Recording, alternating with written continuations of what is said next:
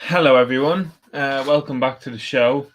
Yeah, we're coming up to the end of the semester now. Everyone's kind of getting really excited for the summer, and I'm sure you're all seeing the measures that Michal put out on when was it now? Thursday? Was it yesterday? Jeez, time's flown, but yeah. But anyway, I'm sure everyone's very excited for the summer, and hopefully it'll be a good one. And yeah, I've really enjoyed this show this year, and yeah. I'll see if I do one for the last couple of weeks, but I'd say I may as well, reward you with my grace or whatever, I guess was what you could call it. And yeah, today, I guess we're going to be talking about an interesting club in Italy. So when I first mentioned Monza to anyone, right? Well, some people will instantly think of F1 because there's an F1 track, right? And that is the case, and it is one of the biggest tracks in Formula One with Monza. Well,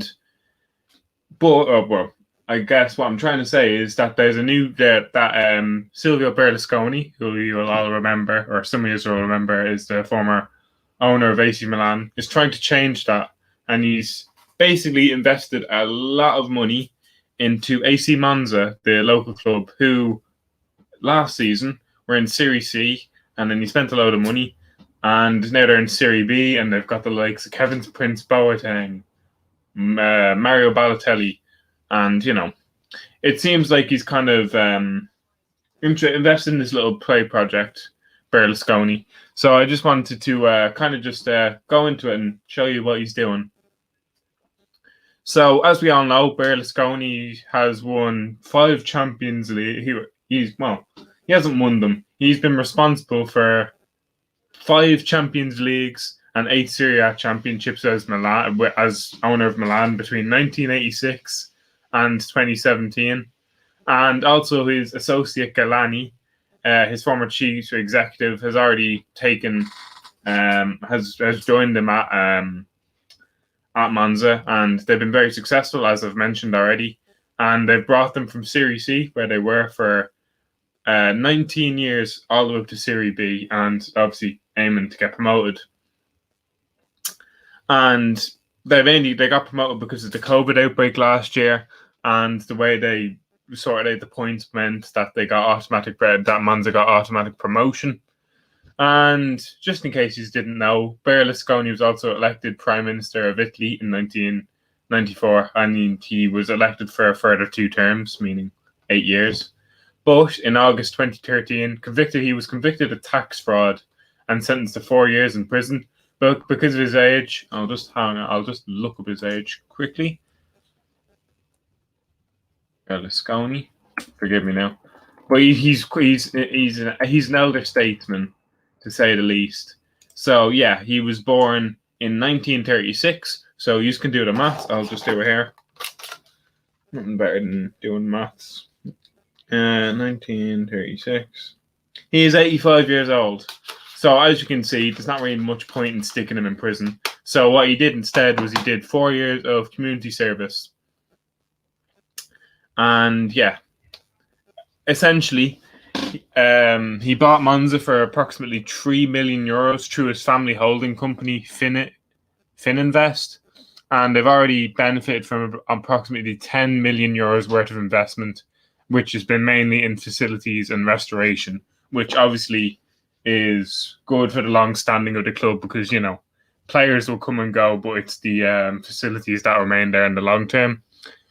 And apparently, Berlusconi is going to commit €30 million to try and get them a second successive promotion. And I guess we'll just go through who they're coached by. So the coach is Christian Brocchi, who is a former AC Milan player and manager, while goalkeeper Eugenio Lamanna, defenders Mario Semperisi, Giuseppe Belushi, and Gabriel Paletta, and also midfielder Nicola Rigoni, all both Serie A experience. So you can kind of see what he's trying to do here. He's just basically trying to he has a lot of experienced heads through the door, but he also has laid out a goal of scouting the best youngsters and developing them into top flight players. And there are obviously, of course, big signings to go with that. So they've got I guess an example of this these young players. Croatian top league scorer Mirko Maric from Osijek for £4 million, as well as Polish top league scorer and Danish striker Christian Gitkjaer from Lech Poznan, and Giulio Donati has joined from Lecce, and Antonio Barilla from Parma is also on his way. And, just to kind of show how ambitious they are, while he's not young, Galani, who we remember as Berlusconi's counterpart, has tried to lure Kaka out of retirement. But obviously, if he did it, he would have failed. Well, he's obviously failed at that because, if he did go to Monza, it would be big news. So, yeah, that's essentially the story of AC Monza. So, if you see AC Monza in Serie A in the coming years, you'll know why.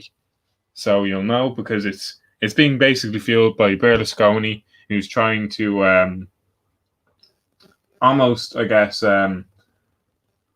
just like get another project done before he leave a legacy in Italian football, despite the fact that he's already done it. But I guess you can, always leave an impact on loads of different clubs as well. But yeah, that's pretty much the story of AC Monza. I hope you enjoyed the video, and hopefully everyone has a good weekend. And the end of the semester is coming, everyone, so we can all be excited now. And yeah, hopefully you all have a good week. And if you have exams coming up, best of luck. If not, lucky you. I'm very jealous. And yeah, I'll see everyone in a bit. And thank you so much for watching and listening. All right, goodbye, everyone.